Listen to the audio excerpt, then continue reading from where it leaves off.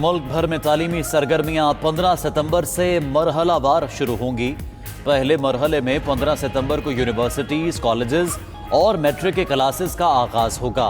23 ستمبر سے 6ٹھی تا 8ویں جماعت کی پڑھائی شروع کرنے کا فیصلہ۔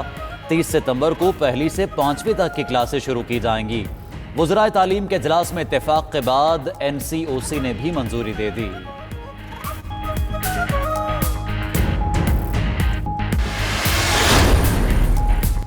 کراچی پیکج پر سیاسی بیان بازی جاری۔ وفاقی وزیر اطلاعات کی سندھ حکومت پر الزامات کی بوچھاڑ۔ شبلی فراز کہتے ہیں سندھ حکومت پر اعتبار نہیں، چاہتے ہیں جو پیسہ دیں وہ کراچی میں لگے۔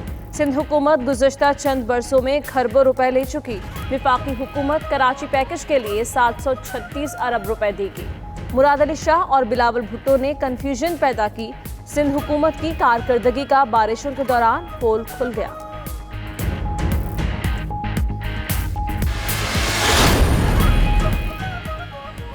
سندھ کا وفاق سے بارشوں کے متاثرین کے زرعی قرضے معاف یا ادائیگیاں مؤخر کرنے کا مطالبہ۔ وزیر اعلیٰ کا وزیر اعظم کو خط، متاثرہ خاندانوں کو امداد دینے کا بھی مطالبہ کیا۔ مراد علی شاہ نے بارشوں اور متاثرہ علاقوں کا دورہ بھی کیا۔ میڈیا سے گفتگو میں کہا کراچی کو کوئی وفاق کے حوالے نہیں کر سکتا۔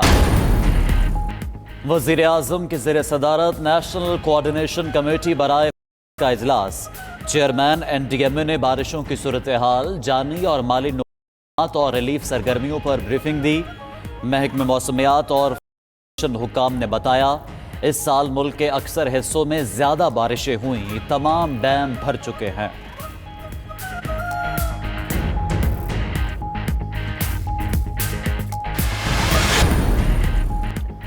چین نے لداخ کے بعد اروناچل پردیش کو بھی اپنا حصہ قرار دے دیا۔ چین کا ریاست اروناچل پردیش کو بھارت کا حصہ ماننے سے انکار۔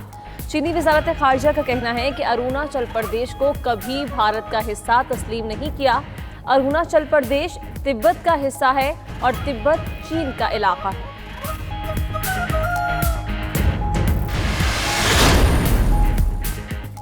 امریکی صدر چین کے ساتھ تجارت ختم کرنے کے حامی۔ ڈونلڈ ٹرمپ کہتے ہیں امریکہ کو چین کے ساتھ تجارت کرنے سے اربوں ڈالرز کا نقصان ہوتا ہے۔ امریکہ چین سے تجارت نہ کرے تو اربوں ڈالرز کی بچت ہوگی۔ امریکی صدر کی ڈیموکریٹ صدارتی امیدوار پر بھی کہا جو بائیڈن چین کی پالیسیوں کے حوالے سے نابلد ہے۔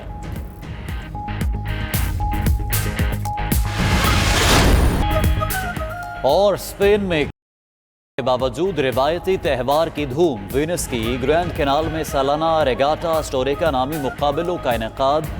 سینکڑوں افراد کی منفرد انداز کی بنی کشتیوں پر سوار ہو کر مقابلے میں شرکت۔ موسیقی کی مخصوص دھنوں نے سما باندھ دیا۔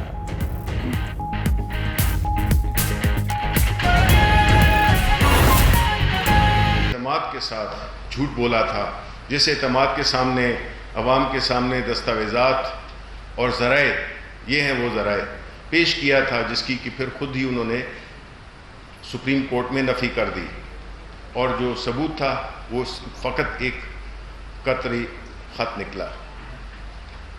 تو مقصد یہ ہے کہ اگر ان کو کوئی اعتراض ہے، ایک تو یہ ہے کہ وہ جوابات دیں، اور بجائے اس کی کہ ان کو اس پہ ندامت ہو، ان کو نہیں چاہیے کہ وہ آ کے ایک جو غلط چیزیں انہوں نے کی ہیں اپنے دور میں، اس کو وہ بڑی ڈھٹائی کے ساتھ وہ ملبہ حکومت پہ ڈالیں۔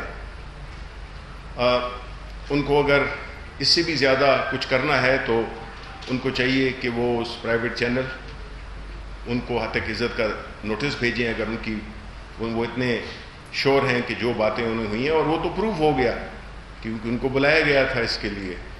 تو اس لیے یہ ان کی ایک جو طریقہ کار بن گیا ہے کہ جب نیب سے پیشی کے بعد جو اندر ان کی جو ہزیمت انہیں اٹھانی پڑتی ہے اپنے کیے دھرے کی، وہ اس پہ ایک بڑے گریسفل طریقے سے بیٹھیں اور واپس چلے جائیں، لیکن نہیں، انہوں نے ایک بنا لیا، ایک شو بنا لی ہے کہ وہ کس طرح سے قوم کو گمراہ کریں۔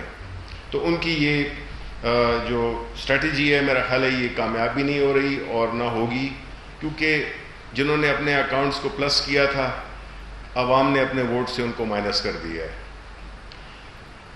دوسری بات کہ کراچی میں آپ نے دیکھا ہوگا کہ پرائم منسٹر صاحب نے جو کراچی کے مسائل اتنے کنٹرول سے باہر ہو گئے تھے کہ پرائم منسٹر صاحب نے یہ ضروری سمجھا کہ ایک ایسا انیشیٹو لیا جائے، ایک ایسا پیکیج دیا جائے کراچی کو جو کہ دراصل پروونشل حکومت جو کہ کھرب ہار روپے پچھلے 10-12 سالوں میں لے چکی ہے، جس کی کہ عمل درآمد تو ہمیں نظر نہیں آتی، اور وہ ان سیلاب میں، اس بارشوں میں اس کا جو پول تھا وہ جو ایک انہوں نے بنایا ہوا تھا اس کا پول کھل گیا.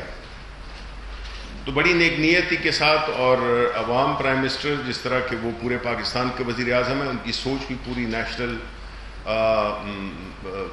امپورٹنس کی ہے اور نیشنل انٹرسٹ کی ہے. تو انہوں نے کراچی کو خاص طور پہ، جو کہ ہمارا اور سندھ صوبہ اور کراچی بالخصوص جو کہ ایک ہمارے شہر کا، ہمارے ملک کا ایک اکنامک ہب ہے، ایک تجارتی معاشی ہمارا ہب ہے، تو اس کے لیے ایک پیکیج پیش کیا، جس کی ظاہر ہے کہ ہماری ہمیشہ سے یہ خدشات تھیں، جس کا ذکر میں نے مختلف پریس کانفرنسز میں بھی کیا ہے کہ ہم یہ پیسے ان کو دے نہیں سکتے تھے، بیکاز سچی بات ہے کہ ہمارا اعتبار نہیں ہے، اور ہم چاہتے ہیں کہ جو پیسے دیے جائیں وہ کراچی کے عوام، کراچی شہر پہ لگیں. اس میں کچھ کنفیوژن پیدا کرنے کی کوشش کی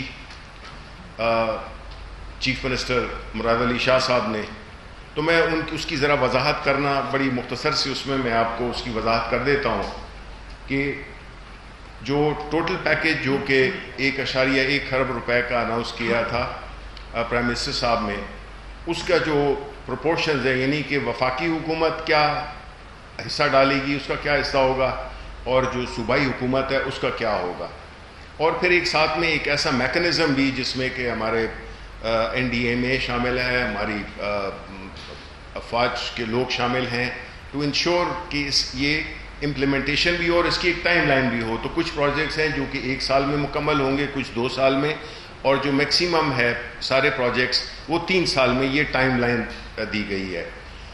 مانی یہ کہ یہ پروجیکٹ جو ہیں تو فائنینشلی اور ٹائم وائز جو ہے تو بڑے اسپیسیفک ہیں. اب اس کی جو تقسیم ہے وہ یہ ہے کہ گریٹر کراچی واٹر سپلائی، جس کو ہم K4 کے نام سے جانتے ہیں، وہ 46 ارب روپے کا اس پہ خرچہ آئے گا. کراچی سرکولر ریلویز پہ 300 ارب روپے کا خرچہ آئے گا. ریلوے فریٹ کوریڈور ہے 131 ارب روپے کا. گرین لائن BRT 5 ارب روپے. اور جو ان لوگوں کے لیے جو کہ ان نالوں سے یا جو بھی تجاوزات ہیں ان میں سے جن کو بے دخل کیا جائے گا، ان کو سیٹل کرنے کے لیے، ان کو ایک متبادل جگہ دینے کے لیے 254 ارب روپے رکھے گئے ہیں. اب اس میں یہ جو ٹوٹل کاسٹ ہے وہ جو فیڈرل حکومت دے گی وہ 736 ارب روپے ہیں.